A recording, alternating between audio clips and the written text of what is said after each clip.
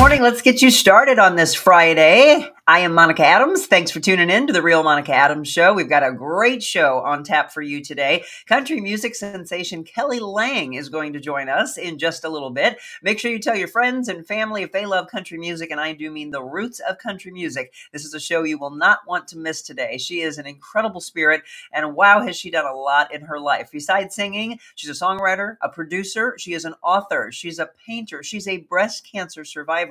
She's the wife of TG Sheppard. Do you know about her? I hope so. If you have anybody that's in the state of Tennessee, their song is by her, and she just got a proclamation about that. So we're going to sit down and have a really awesome, candid, real, authentic interview here in just a little bit. We also are going to kick off your weekend, let you know how it's going to look if you're making some plans and you're going to be rushing around. We had, of course, a bunch of rain yesterday. It was cloudy. It was just yucky all around, wasn't it?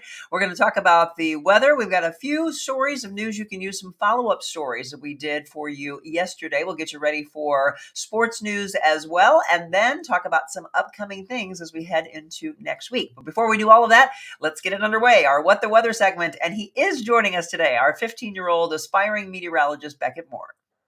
Good afternoon, and welcome back into this new More Weather Forecast video.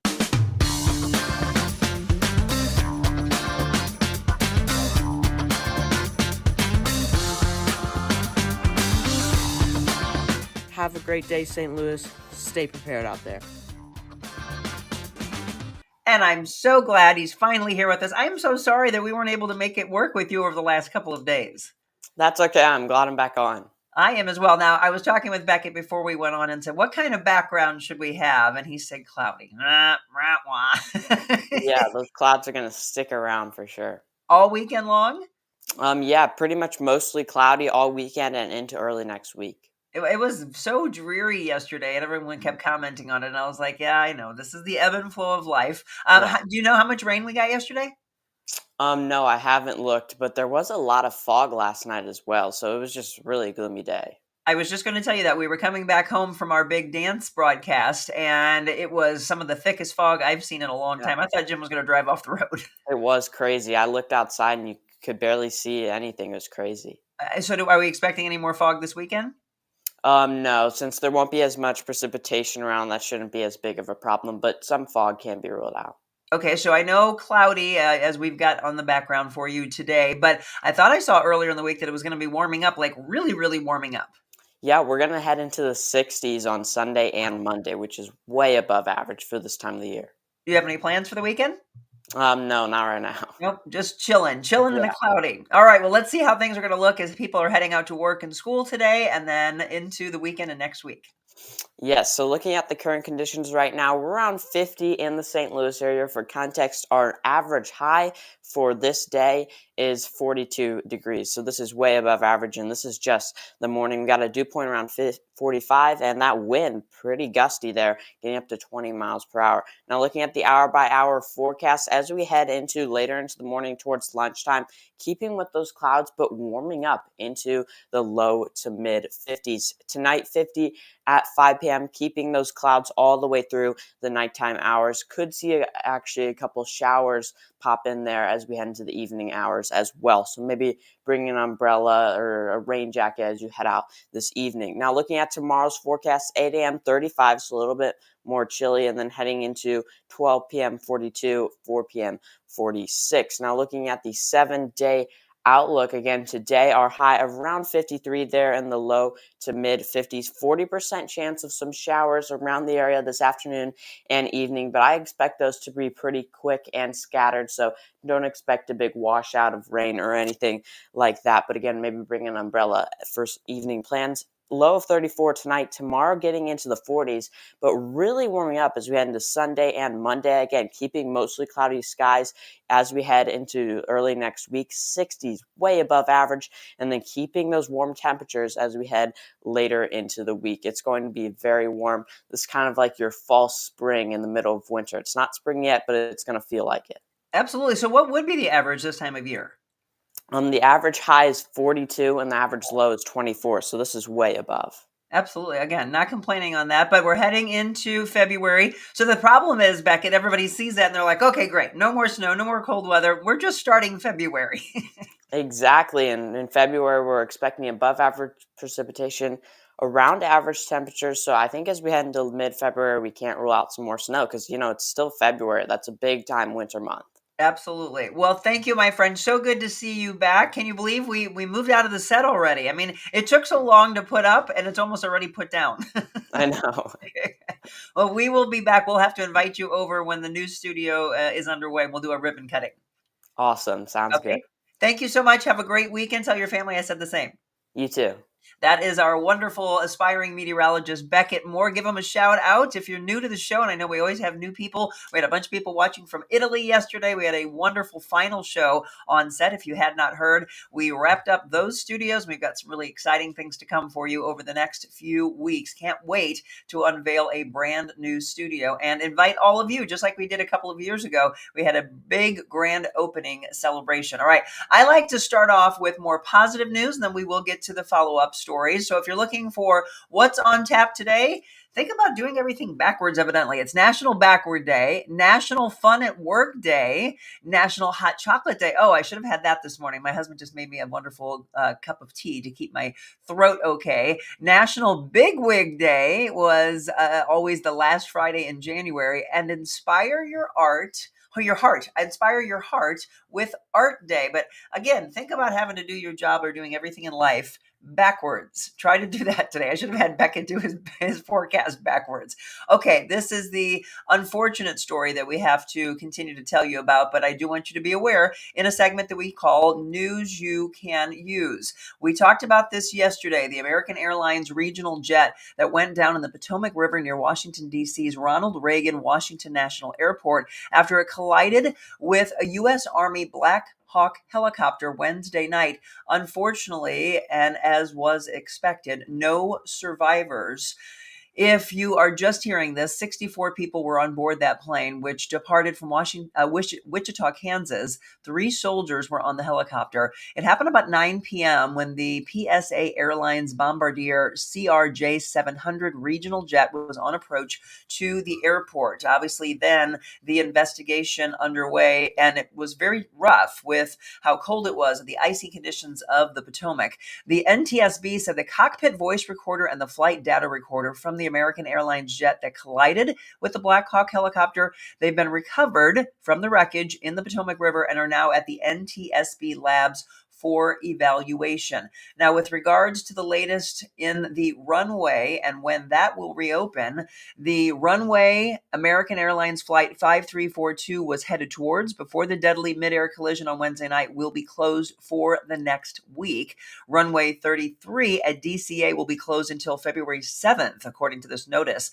A flight manifest from American Airlines Flight 5342 may be made public by today, according to Kansas governor, based on the conversations with the airline. This process, though, will be long going, and it has been delayed while the airline notifies all the victims' next of kin, including ones who live overseas. And if you didn't hear, yesterday we told you of at least one. Now we understand 2 local ties to our area. 35-year-old Alex Hoffman, who you see on the left, he is a father of a 7-year-old son and a 1-year-old daughter. He had lived in Baltimore and was on his annual hunting trip. And then on the right, 26-year-old Usra Raza, only married 2 years to her husband. She was a hospital administrator. And we were talking about yesterday how he had said that he had sent her text messages. And the last text message he had was saying that they were landing in 20 minutes. He responded back and the text never showed it was delivered, and that's when he thought something was wrong. So our thoughts and prayers going out to all affected by this. But again, letting you know that we do have 2 local ties to the area. It's just absolutely horrific. In other news this morning, The markets and the world are on edge right now as President Donald Trump's tariff deadline is approaching. A self-imposed February 1st deadline by the president for a first round of tariffs on Canada, Mexico, and China loom in less than a day as economic observers and world leaders try to plan amid the uncertainty. Yesterday, Trump reiterated his plans to put a 25% tariff on imports from Mexico and Canada, repeating his warning against America's two top trade partners. But even then, he added to the uncertainty by saying, some provisions remain undecided. It was the latest in a series of comments and private signals that have offered little clarity and left many in the wait and see mode. So we will. And I told you yesterday we were going to wait and see if, in fact, we could get a follow-up to this. I didn't expect it to be this quickly. But guess what? We mentioned the story to you yesterday. This painting found at a garage sale, paid $50 at a garage sale for it. According to experts, they say it is a Van Gogh. This painting, bought at a garage sale in Minnesota, is a previously unknown portrait by Dutch artist Vincent van Gogh, according to a newly published expert analysis. It was made by Van Gogh during his stay at a psychiatric hospital in the south of France in 1889. Experts commissioned by art research firm LMI Group International have said, after analyzing the canvas weave, the paint pigment, and other characteristics, they say it is a Van Gogh. Acquired by an antiques collector in 2016, the painting bears an inscription of the word Elamar in the bottom right corner. The oil on canvas painting is a portrait of a fisherman with a white beard smoking a pipe as he repairs his net. And as we mentioned, they paid $50 for this. And yesterday they were saying it could be worth up to $15 million. Can you wrap your brain around that? I mean, just again, this is why you go to garage sales and you go to resale shops and pawn shops. You never know what you're going to find. We mentioned about a month or so ago, Antiques Roadshow was coming through town. So how cool would that be that someone takes it and says, I don't know, could this be anything? Oh yeah, it's worth $15 million. It's just absolutely crazy. All right, good morning to all of you. Sean, Julie Purcell, Kathleen Morris, Linda Eckert saying good morning. Again, you don't have to, but I just love how the community comes together. Good morning, Stephanie. Tell Beckett there is snow in the forecast for Minnesota next week. All right, Beckett, let you know that. We are on Facebook, we're on LinkedIn, YouTube, X, Rumble, Instagram. So pick your platform. And good morning to Diane over on Instagram. She said, great to see you and Beckett. Thank you so much for being on with us. We've got a phenomenal show on tap for you today. I can't wait to get to her. So we're going to bring her on in just a second. Kelly Lang, again, if you've never heard of her, you're going to want to look her up. Michelle will be dropping all of the information in the moderating comments for you of all that she's done. And she's really, I mean, she's a go-getter, right? I just told you, singer, songwriter, producer, author. She's a comedian. She is a painter. I mean, her oil paintings, speaking of this Van Gogh, her oil paintings are in some of the top elite, like Oprah Winfrey and Justin Timberlake and so many others who she has performed with, who she's done duets for, who she's writing for, who maybe she wants to sing with. I've got so many questions for her. So let's get to it. Kelly Lang will be my guest when we return.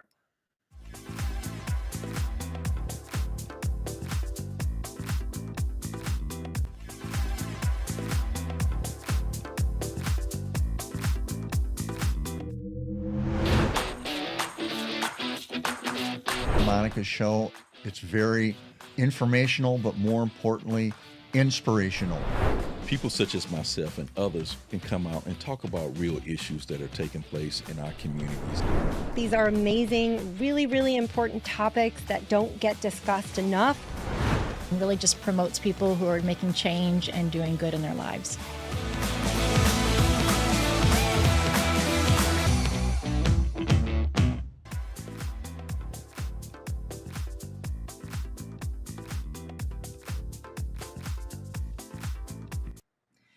Well, welcome back. We told you we've got a very special treat for you today. If you are a country music fan, and I mean a true country music fan, as I am, you're going to love today's interview. In fact, if you grew up with the true roots of country music, or you want that type of country music to come back, we're going to discuss that.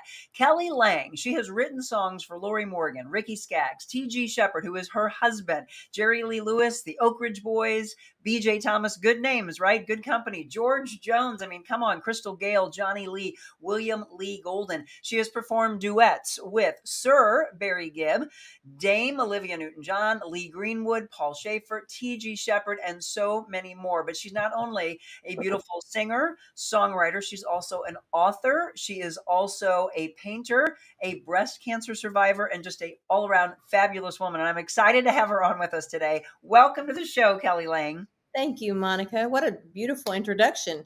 I'm impressed with myself after all of that. You should be. And we got to start off by saying thank you to a mutual friend of ours, Ning. We love you. Thank you for connecting us. And I look forward to coming to Nashville and getting a chance to meet you in person someday. We were just discussing how the two of you met over 10 years or so ago. Love the friendship and, again, the kindness. That's my whole show is about positivity and hope and light and faith. And just combining those kind of friendships. So I'm glad you met her. And now I'm glad that we get a chance to introduce my audience if they don't already know you. One of the things that I want to say, I watched your debut of your Grand Ole Opry performance and was just blown away. First of all, you and I both share the love for fashion. Your suit was stunning. Well, I know you said it was loud, but I thought it was stunning. It was very loud. It was Opry Goes Pink that night, and it was for breast cancer awareness, and it was very, perfect color for the evening. But we had to take it up a notch and do all the rhinestones, and it's a Nadine Marabi suit that my friend Kim Fannin bought for me as a gift. And the lady that altered it for me, if you look on the inside, I look like Porter Wagner. I had my name embroidered in it, Opry debut, certain date, So it was really a special, one of a kind to me piece, and I'll cherish it forever. Thank you for noticing. Oh, absolutely. So that was your solo debut. You would, of course, been gracing the stage with your husband and with others, but there were many people that probably thought that you'd already made your debut. That happened in the fall of 23? Yes, October.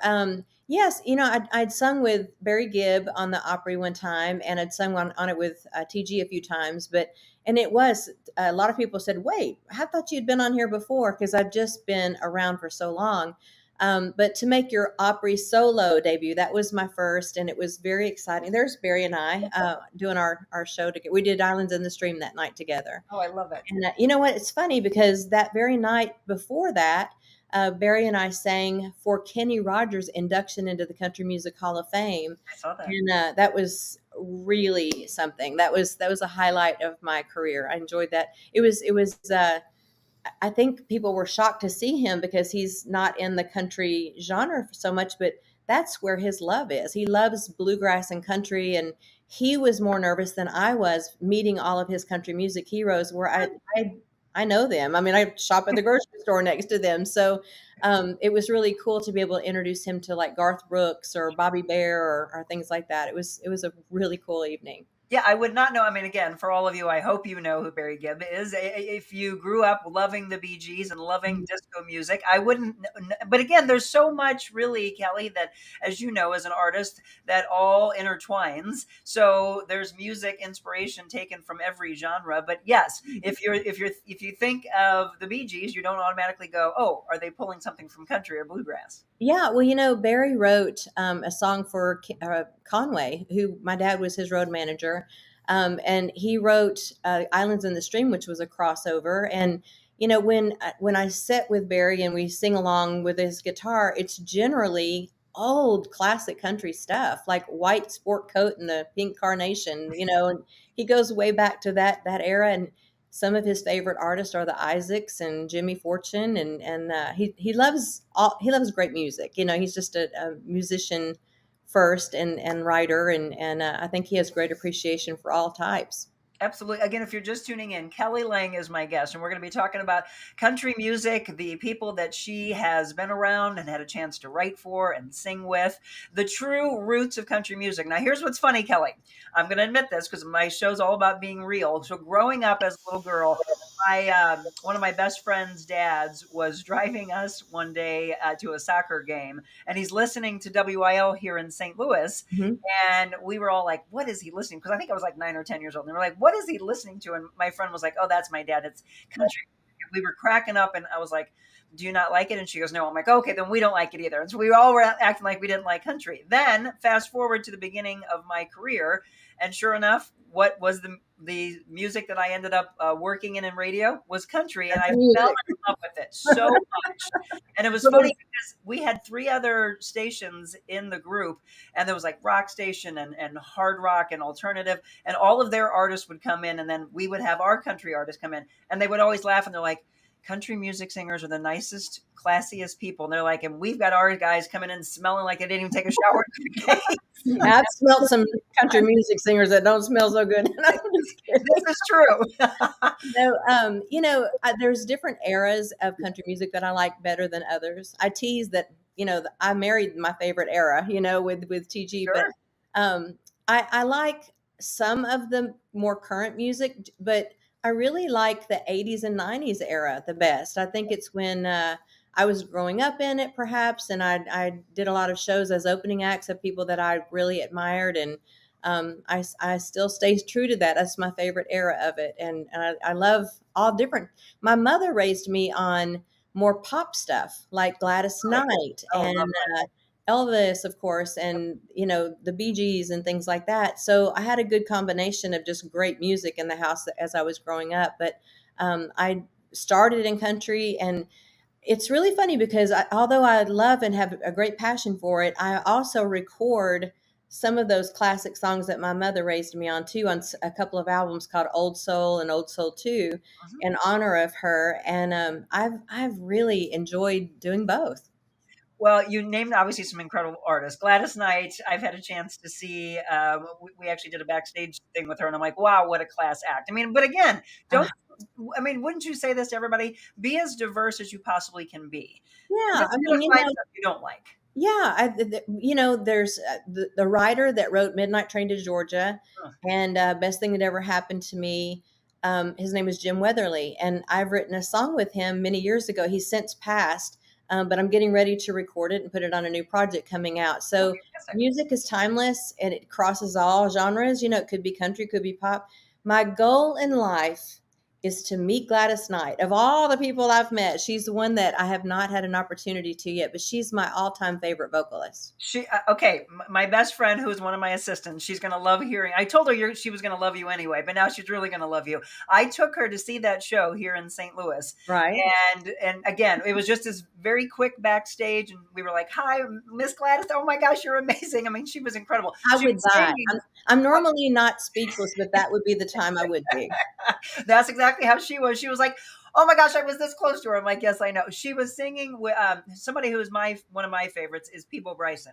So Peebo was opening for her. We did get a chance to do a long interview with Peebo, but unfortunately Gladys wasn't doing interviews. But she's just a beautiful, beautiful lady. Mm-hmm. Again, if you're just tuning in, we're just gushing over incredible artists, but you've got one right here on the screen with you, Kelly Lang.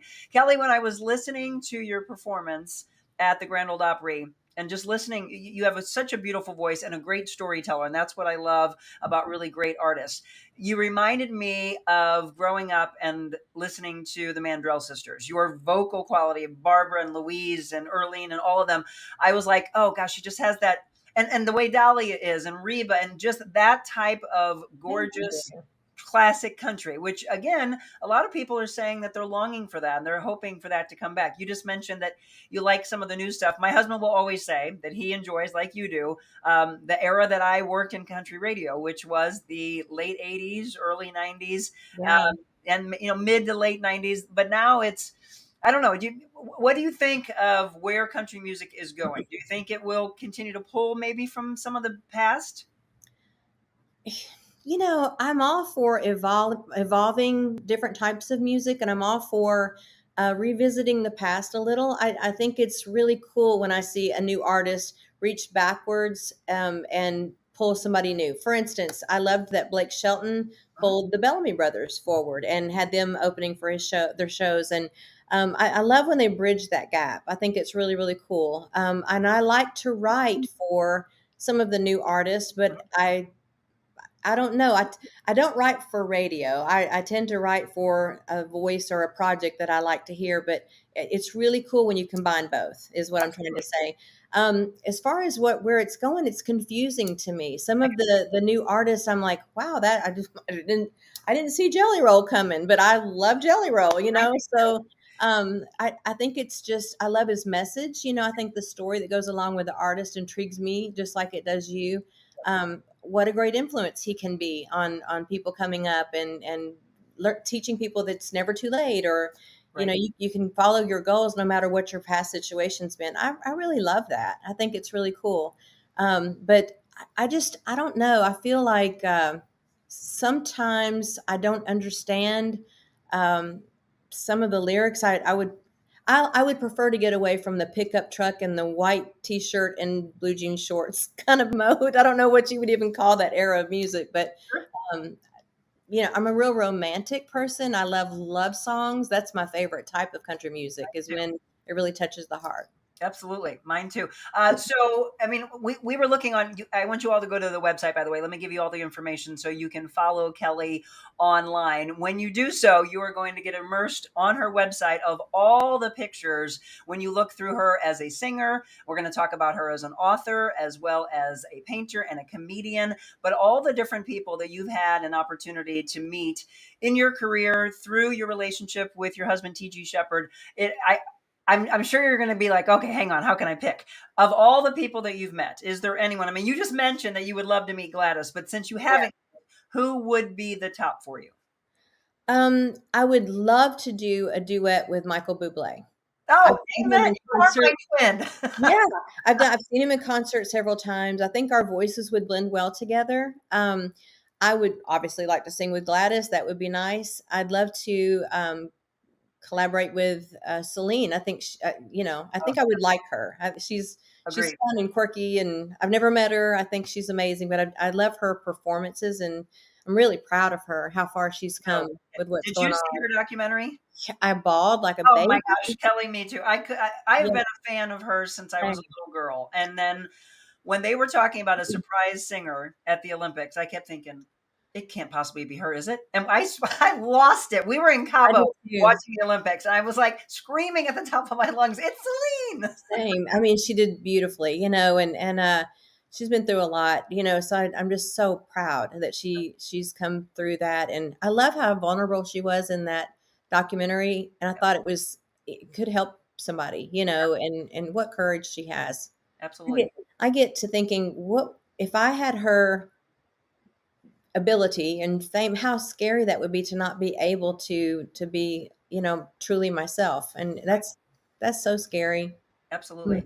Again, if you're just tuning in, Kelly Lang is our guest. We're talking about country music. We're talking about life. Again, looking through some of the pictures. So somebody that you have met that I wish my director would have pulled this picture is someone I have on my bucket list before I get out of media that I want to interview. Dolly Parton. I mean, who doesn't want to interview Dolly Parton?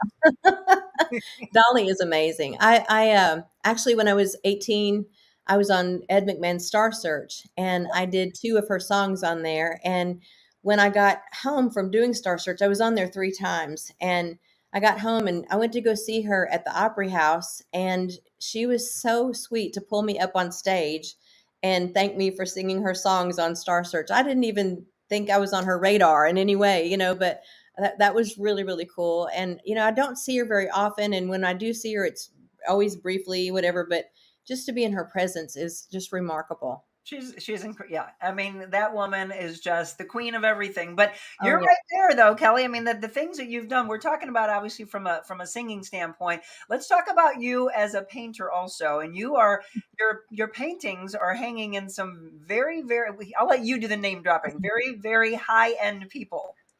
Well, so painting is not my forte. I don't even think I'm a good painter in any way. It's just something that I happened to fall into because my brother paints, my mother painted, and TG thought, well, you could probably paint too. You're pretty creative.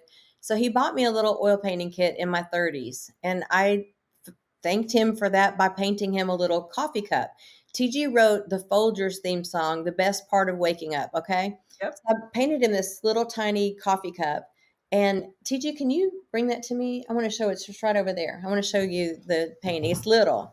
So when I took it to get it framed, this lady, she said, I want to buy this from you. And I'm like, what do you mean you want to buy?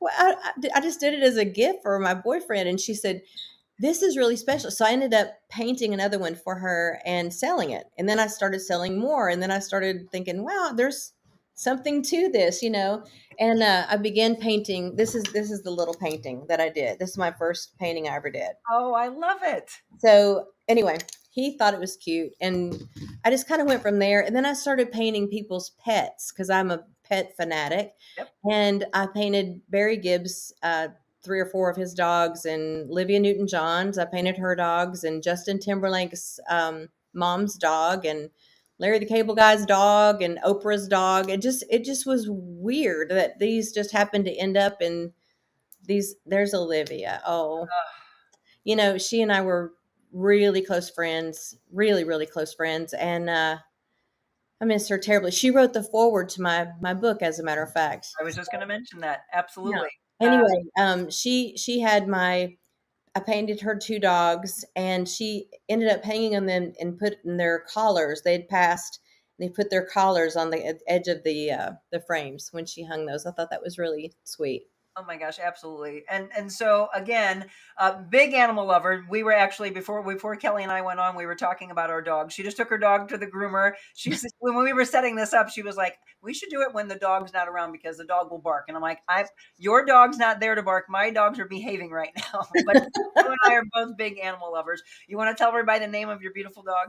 Sure. Okay. Her name is Coco Chanel Sheppard.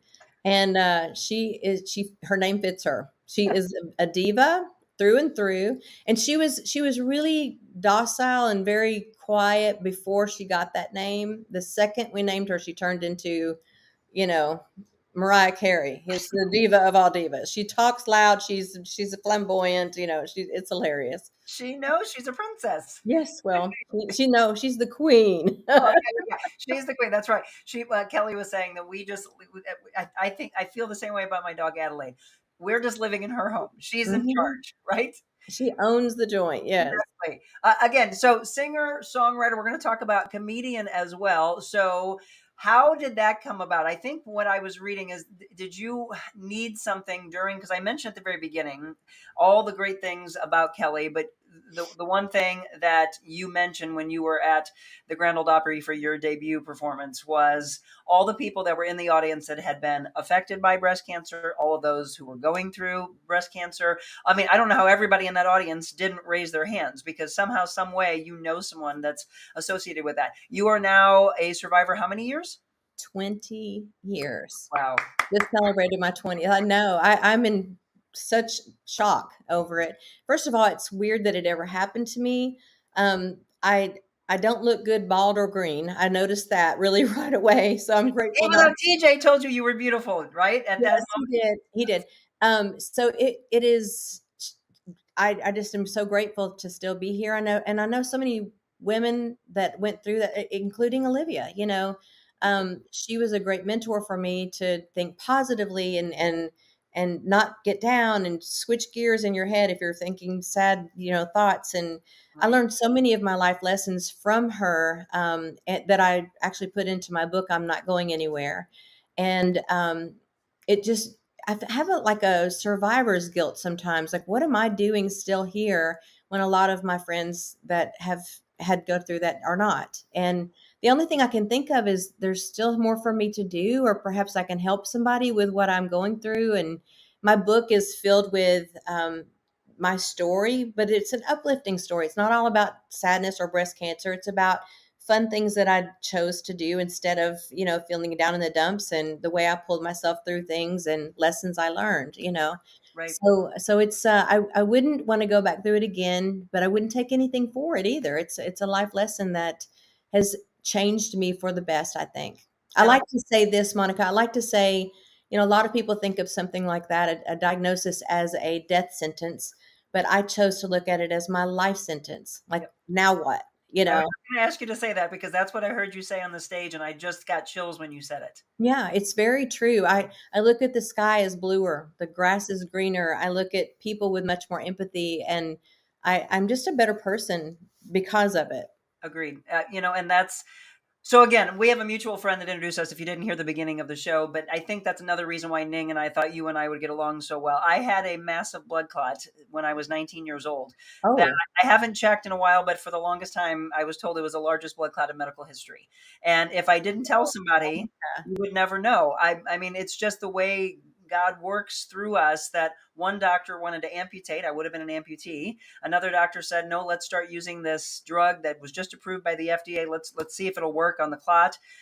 Thankfully, it did. I was in intensive care for a few weeks and then monitored for a couple of years. But I did the same thing, Kelly, where I sat there and thought, so many other people's lives are taken. Why did I get here to stay? And so Yeah. all I thought was from there forward, I was always a faith-based person, but doesn't it take your faith to a whole nother level of, I feel like I'm a disciple here for you. What do you want me to do?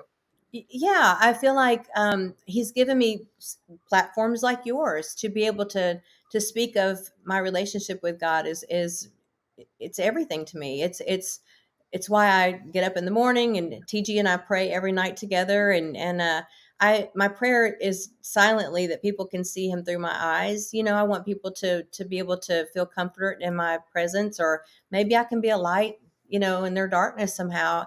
And I don't even know what I could do to help somebody, but just by being alive, I think I wished I had somebody like me when I was 36 and diagnosed. I was a single mom of two little girls, scared to death. I had nobody my age that I could relate to, you know, so it, if I can be that person for somebody, I really tried to do that. Yeah, absolutely. Well, and one of the songs that you sang on the Opry stage that night had to do, and I was like, oh my gosh, I can't wait to hear what she does with this song. Talking about, and I mentioned this to my husband a lot. I'm like, oh my gosh, I just got chills. I got goosebumps. And he doesn't understand what I'm talking about. And I said, you don't know what that feels like? He's like, no.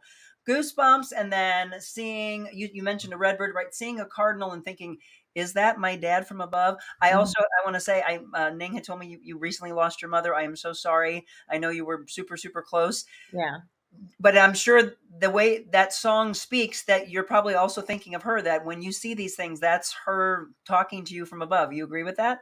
me too. This song, I was at, if you don't mind me indulging in why I wrote the song, okay.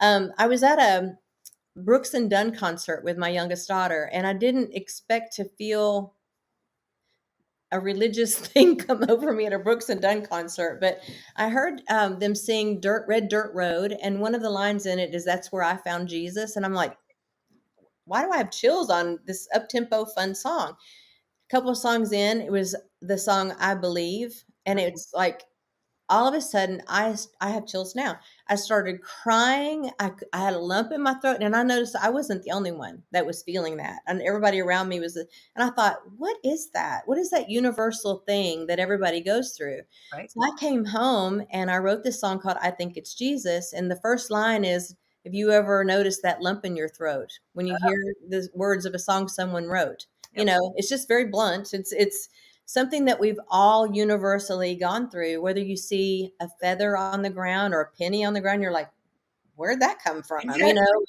and and I see redbirds a lot in my backyard, or dragonflies land on me, and I'm like, what is this? This is super weird, supernatural things that there's no explanation for. I just put an answer to it. So it's not a gospel song or religious song. It's just kind of a human song, really. And I was able to perform that on the Opry a couple of times, and it's really been cool to see the reaction of that. It's beautiful, and I love. Again, I was just like, oh my gosh, this is my new favorite song, because I had not ever heard it, and I'm like, yes, that's how I live my life. That I just feel that there's always these messages, If and you're open to it, it's yes, really a remarkable world. You know, if you're closed-minded to that, I'm sorry for you, but I see things in technicolor. I'm sure you do too. that's so fun. That's what. Look at our backgrounds, perfect. It's just I changing. know. I probably drive TG crazy, but I'm like, "Did you see that? Did you hear that?" You know, and he's like, "Oh my goodness, Kelly." Like last night we went to a restaurant and this light kept flickering above me. He goes, "There's your mom." And I'm See, like, it is. You never "Maybe. know. I'm all for it. That's fine with me." Well, and so Dragonfly, I also saw on your Instagram page. Did you just get some Dragonfly earrings for your My birthday? daughter bought me some beautiful, and a lot of people to send me dragonfly things. A friend named Danny just brought me a dragonfly necklace and an earrings, and my daughter brought me these gorgeous ones I put up on Facebook. Yeah, I don't. I've never. been a fan of insects. So this is the weirdest thing. But Monica, I'll be out in my swimming pool, and I don't even know what started this, but I held my fingers up because I saw one flying near me and it landed on me. And I'm like, that's weird. You know, You're a it was spirit animal. very strange. And it was such a strange phenomenon. So I did it the next day and it came again. Following year, I'm thinking, well, these are dead by now. Surely this isn't going to happen this year. It happened again. Funny story. One time I was out there and I didn't have my glasses or contacts in, and I put my finger up and this humongous one landed on my finger. Biggest one I've ever seen. And I'm like, that is weird. That's phenomenally huge. So I put my glasses on and it was two of them mating on my finger. I was like, you've got to be kidding. That's a whole new low for me, you know? But so I mentioned to my friend that gave me the dragonfly earrings, I said, I'm doing a new album and, it's going to be called Dragonfly because it's such a weird phenomenon and it's kind of a secret little thing. He goes, so are you going to write a song called Dragonfly? And I'm like, how do you write a song about an insect? Like, what are you talking about? But I did. And I made a really interesting video of it, and that's been surprisingly what I have friends call me Dragonfly all the time now. So it's kind of a nickname. It's your nickname. It's stuck. Yes. We've been visiting with Dragonfly. That's what I should have been saying this whole time. We also have to talk about this. Congratulations. And I know that you just got this in the mail and it was autographed for you. So Kelly has the state song of Tennessee. I mean, come on. There's so many things you have done. You are truly remarkable. What does this mean to you? Everything. Actually, I wrote this song 16, 17 years ago for my mom. She and I were driving through Hendersonville, and if you've never been to Tennessee, it's really, really unique and beautiful. The hills, the mountains, the rivers, the music, the heritage, everything is really neat. But I had not seen it through her eyes until this day. And she says, look around. It's so beautiful. It's so, everything enriched. And I'm like, okay, Mom. She said, you should write a song about it. I'm like, again, I was like, how do you write a song about a state? I went home. As a gift to my mother, I wrote this song called Under a Tennessee Moon. And I never thought anything more about it, but it encompasses all the three segments of Tennessee, whereas Memphis is, the blues and Elvis, and the central part is Nashville, the Opry, and the other parts is like Bristol and Knoxville and Chattanooga and all that kind of stuff. So it's kind of like taking a trip through the whole state. And fast forward all these years later, it got to the right hands, and the Tennessee government recently made it up there with Rocky Top and Tennessee Waltz. And the governor just gave me this beautiful proclamation. And my mom got to join me in meeting the governor and got to see me perform it on the Opry stage. There it is right there. Yeah. And it was just so fulfilling because only 3 months later she passed. I am so sorry. Yeah, me too. There's Governor Lee. And it was just so sweet to have my mom. She was dealing with some memory issues, and it was she was there with me in the governor's office. And so when we left, I said, Mom, wasn't that fun meeting him? And she goes, now who was he now? But to me, it was priceless. To me, I was like, wow, but to see her face in the audience of the Opry was very full circle moment for me. Well, I'm sure she's very, very proud. Obviously, quite accomplished. I mentioned earlier, and I didn't realize he actually did pull this picture. So we were talking about all these incredible people that Kelly has met in her career, the friends that she's had. We do actually have a picture of her with Dolly and with Dierks. So, yeah. Dierks Bentley, I brought him out on stage back when I was working for WIL. He was barely known. Oh my gosh, he was so sweet with his little curly hair. Yeah. Nobody really knew him. He was really starting out in his career at that point. But what a class act and what a talented artist. Let me go back to the Tennessee Moon thing. Something really cool happened, and it's going to sound like I'm bragging, and I don't mean to, but I thought it was shocking to me, if you don't mind. So TG and I do this annual show here in Nashville around CMA Fest week, and it's called Country for a Cause. And we raise money with a lot of different artists on the show. Huge artists, some up and coming artists. It's just such a fun night. We raise a lot of money for Monroe Carroll Jr.'s Children's Hospital at Vanderbilt. Mm-hmm. And imagine my surprise when I wrote out the hand lyrics to my song, and it had just become state song. and they auctioned my lyrics off. And, I was thinking, I'll do anything for kids. I'll do anything for the Children's Hospital. And so I wrote them out, and I thought they may bring $100, just anything. $6,500 is what that one thing raised. And I was so thrilled. So I came home and I told my mom, you're never going to believe this. It's because of you. I wrote this song and it raised money for the hospital. And she says, how much did you raise? And I said, $6,500. She goes, $650,000. Kelly, I'm so proud of you. And I go, I'm just going to let her have it. Yes, exactly.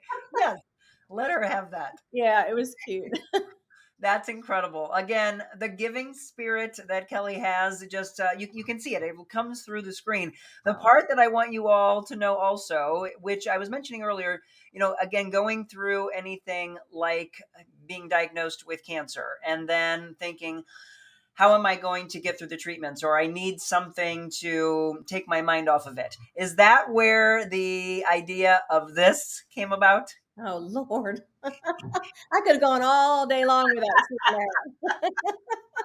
XOXO. Tell us about XOXO. Well, I had gone through treatments and I was going through some final treatments when she came about. There's Lori Morgan in the photo. Matter of fact, Lori just recorded 3 of my songs for her current album. I love it. Anyway, we were writing together, she and I and her pianist. And the subject of crazy over-the-top fans came up.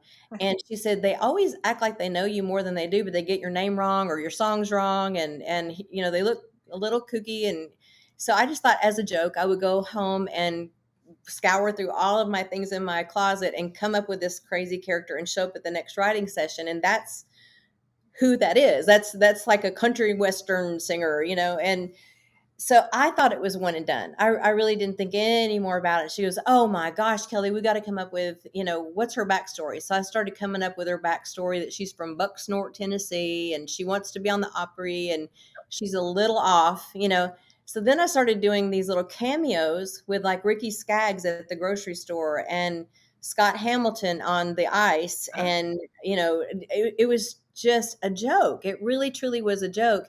And I didn't think any more about it other than it made me laugh, And so we put these videos out, and I had thousands of people throughout the years. I'm going through a sad time. I turned that on and it made me laugh. And then it turned into the Tennessean did this huge article on me. And when you Google me now, the first thing that pops up is XO. And it's like, please, let's erase this. I've tried to kill her off a few times, but then Governor Huckabee had me. That's what I was watching. Oh my gosh. And it took it up another notch, So I try to kill her and I can't get rid of her. You cracked me up when you said Sean Hannity. I'm like, oh my God. Oh, I know. I'm like warped. But if you really get to know me, Monica, I'm more like EXO than Kelly Lang. So It's really a twisted mind in here. But I love it. I have a lot of fun playing her. And if it brings happiness to somebody, so what? I'll be a fool for whatever, Well, see, that's it. So, it's kind of like the movie Shrek. He talks about how we all should have layers like an onion, right? There's so many layers to us. So to Kelly, it's a singer, a songwriter, a producer. We're talking about, again, let's put it back up on the screen where you can follow her. You can go on to her website, kellylang.net, also on Instagram at Kelly Lang Music. And then if you are interested in purchasing the book, you also can get autographed copies at kellylang.net. Otherwise, go on to Amazon. Before we wrap up, I want to talk about this because I know with TG, going back to, well, you also talked about your father, which I think is just phenomenal. Tell us a little bit about growing up and being around the great Conway Twitty. There he is. That's my dad on the left, and me, as you can see, my name's clearly on my shirt there. In case you forgot. I know. So that was at a softball game that they always did to raise money, and they were playing against Loretta Lynn's team that night. So I've been around this business since I was 1 year old. My dad started working with Conway when I was little, and I never thought of Conway as anything but just like an uncle. I didn't think he was anything to write home about until I started seeing him in concert. I'm like, oh, it's like the wind blows back when he walks on stage. And I'm like, whoa, I want what he's having. It was really cool to be able to see what I clearly wanted at such a young age. So I was like 7 starting to write songs. Wow. And the first song I wrote in the bathtub, and it's weird because I still write in the bathtub or in the pool. Really? But yeah, that's the only place I'll write, is when I'm really calm and, really relaxed. And Were you born in a water sign? I'm Capricorn. So that's an interesting concept. But so I wrote, if you don't mind, Delta Dawn, push for shower, then you're gone. Push it open and you'll see that it will run. Push for C and you will freeze. Push for H and you will burn. Push up both of them and you will be a mixed up person. I was 6, but it started this crazy life of mine. But I started seeing that in Conway and meeting Loretta and meeting Crystal Gale, and all these people just became daily fixtures to me. And I didn't see anything other than that for my path. So I'm grateful for my dad working for him.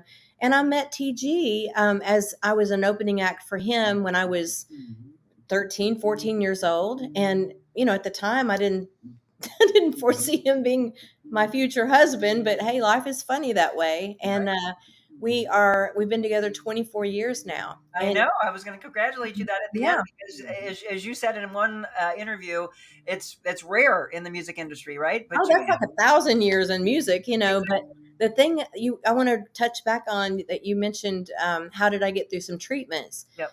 We were not married at the time. We were just dating, and I thought, wow, this is his way to go, and I'm not going to survive this. And at the time, my kids were young, and he wasn't in a place where he felt, comfortable committing. And it was just, I was like, now's your time, and he would show up at every chemo treatment and every MRI, and they would let him come in and hold my hand and sing to me during those MRIs. And if anybody knew TG Sheppard at the time, they would, there he is. They would never think of him as being that. He's such a loving, supportive partner to me. And man, it's just been a wonderful, wonderful life. Since he came into my life has just been nothing but fantastic. Well, and we want to thank him, by the way, because a young, incredible artist that we've had on the show several times ever since she was on The Voice and was the runner-up. Ruby Lee has become Ruby's been a very dear friend of mine. I've been personal training. Actually, she hired me to personal train her to get ready for her first Opry debut, and performed there again. But she is a huge fan of both of yours, and that meant the world to her. Oh, how sweet! Will you please give her our love and tell her we're really proud of her? She is. And I love her, again, staying true to the roots of country music. And the yodeling queen here in Missouri. The thing about, I learned this a long time ago. I wanted to know, I was talking to Scott Hamilton and his manager. I wanted to know, Scott has only had 1 gold medal, whereas other people have had many, many gold medals, but you don't know who they are. Right. Why is Scott Hamilton so beloved and so well known? And his manager gave me the greatest answer. And it's not that they aren't, but it's because Scott is. It's authentic. Yes. And when you can be true to yourself and authentic, I think people can sense it if you're not. So I'm in my own lane. I have no ability or desire to compete with anybody. I wouldn't want this for anybody else either. But it's just, I think if that's a lesson that I could teach anybody that's coming up, if Ruby was listening, I would just say, rock on, baby girl, keep being yourself. Always. And that's, that is the biggest thing that we've been talking about in this show ever since I left TV a couple years ago, was if I can leave this earth and people say she was so real, she was so genuine, which I was taught by my mother. And the relationship you have with your mother is exactly how my mom and I are. We're best of friends. Mm-hmm. And I cherish every moment that I get a chance to be with her. But she always told me, Monica, I don't care if you get to be Oprah status, you never better get to be too big for your britches. And I said, why would you? I mean, we all just need to be more kind to each other. I know. Right? A lot of people tell me they're like, I thought you'd be stuck up. And I'm like, why? Like, what point would that be? What good did that do anybody? I was raised like that. My dad was always very, very reminding of me, you are no better than anybody else, and I, in hindsight, I really am grateful for that lesson. Absolutely. I mean, again, it sounds like you were raised just as great as I was, and those are the blessings that we have. But before I wrap up, speaking of who I was raised by, my father. So this is a tie to TG. My father went to high school with Elvis at Humes High in Memphis, Tennessee. So I wonder if they ever somehow, because I know that TG and Elvis were dear friends for a long time, if they ever ran around together. I bet you That's not, who knows? That's a whole nother interview. We need to get you That's hooked it. up with I was just going to say that. We're going to come to Nashville and we're going to talk with both of you, and we'll sit there and have him reminisce about Elvis days. He's got some really cool stories, and the only takeaway that I can say is how grateful he is to have had that friendship. Yeah. And all these years later, it's really weird that I'm friends with Priscilla. You wouldn't think that would take place, but she's a wonderful person. I see what he loved about her. Absolutely. I mean, that's the one thing that people always. Oh, there she is. Yep, there she is. So that's I'm glad we grabbed that before we wrapped up. But yes, just remarkable to see her in interviews and to see her again going back to the genuine side of who she is, and being around such a huge artist and such a presence in our world, sometimes you can get overshadowed, but now we get a chance to have known her life and see her speak, find her voice. Not to continue, if you want to wrap things up, a funny story about her. I love to tease people, and I don't care who you are, you're going to get teased if you're in my presence long enough. So she was at a party with me at one point, and she says, "Hey, I'd like to get your number." And I said, "Oh no, I don't give my numbers out to strangers." And she goes, "What? Like, who's going to turn Priscilla Presley down?" Exactly. So we've been really good buds since, because she says, "Nobody talks to me like that." I go, "Well, now's a new time." Yeah, right. I just did. I think she liked that I was cutting up with her. Yeah, you're real. Humor. Well, I was teasing, okay? Yeah, but still, I think, people, that's the thing. People look at celebrities and they put them in this light. And if someone can just say, look, you're just like me, then it's like, oh, okay, we're fast friends. Yeah, the ice was broke. Yes, exactly. Well, Nang told me that you were going to be a pleasure. She was absolutely correct, and then some. I'm so glad we were finally able to make this happen. And I know we could go on for hours, so we're gonna table it, and we're gonna do a part 2. Oh yeah, I'd love it. We'll do it in person instead of through this. Come on. Come on, we'll do it together. Thank you so very much. You've been such a pleasure. And again, everybody, I want you to go on. Are you on Facebook as well, or is Instagram? Too much. Yes, I love Facebook. I love Instagram. I if I'm not answering, I have somebody that gets back, pretty quickly if I can't get to it. But I really enjoy the connection. I think it's a lot of fun. TG is writing me a note. Hang on. I want to. All right. He can say hi if he wants. YouTube. He wants me to mention YouTube. I was going to say you're on YouTube as well. We're dropping a lot of really cool videos weekly on there. Here he is. Well, hello there, TG. Yeah. How are you? Hello. How are you? So check out check out our YouTube pages and check out all of our socials, because we really enjoy connecting. And you did a Throwback Thursday where you were singing a bunch of TG's songs, which I absolutely loved. And the Folger song was the way she wrapped it up, actually. Yeah, you've done your homework. I do my homework, absolutely. TJ, we will come to see you in person, and we'll do a part 2. Come on. Lots of love. All right. Thank you so much, everybody. Don't go anywhere. We'll wrap up the Real Monica Adams Show when we return.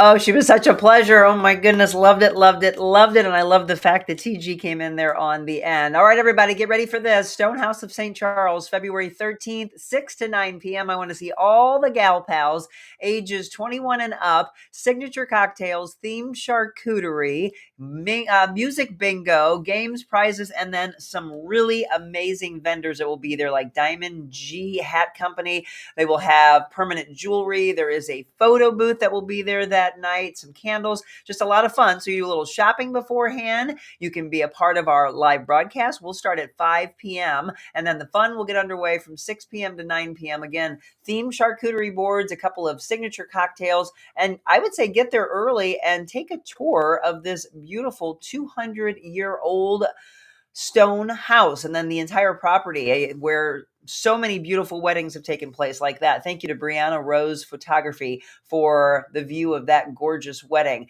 I've never been there, and if you haven't either, then let's make this the first night. Stone House of St. Charles, not only the place to go for Valentine's, but Galentine's as well. So there's 3 things going on. February 13th, where we're all going to be together for the broadcast and the event. And then on the 14th and the 15th, 2 opportunities for you to have Valentine's with your loved one. And that'll be a smaller, intimate inside that 200-year-old stone house. 50 people on Friday night, the 14th, 50 people on Saturday night, the 15th. Friday, though, is the special. That's the night that Abby Stahlschmidt will be performing the violin and strolling around for you, which will be absolutely incredible. So it's going to be a lot of fun. Thank you, by the way, to Carmen Gwen last night. We had a great time. For those of you that watched live, or for those of you that came out, I hope you had a lot of fun. We were all dancing together. I put a reel together that I hope you had a chance to see. Thank you to Michelle for taking all the great videos and pictures last night. It was so much fun. And if you missed it, do me a favor and remember Almas del Ritmo Dance Company, which is again at 3515 Park Avenue, when you want to learn to dance. We did some salsa, and I've got to say, she is an incredible instructor. I've been around some really good instructors. She's got the passion, she's got the energy, she's got the knowledge, and she just got this extra little je ne sais quoi. So she's got this flair to her that I just absolutely love. So Carmen, thank you so much for having us out for a Mobile Monica. And again, as you've been seeing scroll throughout the show, we can bring our show to you for a Mobile Monica. If you would like that, reach out to me at info@therealmonicaadams.com. All right, everybody, thank you so much. We're going to wrap up with our devotional. This is from the Jesus Listens series from our friend Marilyn. Thank you for providing us with this, as well as the Jesus Calling book. We are wrapping up the month of January tomorrow, starting February already. King of Kings, you are my Lord. I delight in relating to you as my friend and the lover of my soul. Yet I realize that you are also Lord of Lords and Kings of Kings, sovereign over all. I can make some plans as I gaze into the day that stretches out before me, but I need to hold my plans tentatively, anticipating that you may have other ideas. The most important thing to determine is what you want me to do right now. Do you feel this way? I often waste time scanning the horizon of my life, searching for things that have to be done sometime. Help me instead to concentrate on the task that is before me and on you, the one who never leaves my side. As I let everything else fade into the background, my mind becomes uncluttered, making room for you to occupy more and more of my thinking. When I finish what I'm working on right now, I ask you to show me what to do next. You guide me step by step as I walk along the path of peace in trusting dependence on you. Thank you, Lord, for giving me strength and blessing me with peace. And that wraps up the month of January from Jesus Listens, Sarah Young. Again, these devotionals, we have to thank our dear friend Marilyn Westenberger for giving those to us. When we are on set, we read from 100 Days to Freedom from Stephen Arterburn. And if you didn't hear, we did wrap up our set yesterday in Richmond Heights, and we are getting ready to build a brand new set, and we cannot wait to showcase that for you over the coming weeks. On Monday, I'm actually going to sit down with the head of the production company that we are going to be a part of and talk about his dreams for our show, talk about his vision for not only our show, but others that he is bringing on a network of different types of shows that he's doing. So we'll go through some of those, and I'm sure you'll get a chance to see some of those particular hosts in our coming shows in the weeks ahead. If there is a guest you would like for us to have on, like the great Kelly Lang, if there is an artist, an entertainer, there's just a standout person in life, because that's what the show's all about, is each and every day giving you something new to inspire you and to give you hope and to kickstart your day. If it started a little bad for the first, half hour of your day, hopefully this turned things around for you. Marilyn says, great read. My future is in God's hands right now. Absolutely. So I know she's been struggling with a back surgery that she had. I hope you're doing well. Thoughts and prayers going out to you. And for that matter, let's say thoughts and prayers to anybody that feels that they're suffering right now and needs the extra little oomph from our community. I hope you have a beautiful, wonderful weekend spent with family and friends. And then we'll be back with you Again, never again to be seen in Richmond Heights. Moving forward, we will come to you live from where we're going to be, and we will have multiple sets for you. Some exciting things to come, including a cooking show. So yes, that means we'll bring back the Barking Baker as well. And don't let me forget, next week we have Wet Your Whistle Wednesday with Defiance Ridge Vineyards, and we're going to have a little chocolate and wine together. And then Thursday, it's back, Positive Talk Time with Jessica Cook at Yuppie Puppies Forever Rescue. So those are on tap for Wednesday and Thursday, and then we'll fill in the blanks on Tuesday and Friday as well. Love you all so much. Remember, have an incredible weekend. Share the love of kindness between every single person you meet, strangers and loved ones alike. God bless you all, and be kind.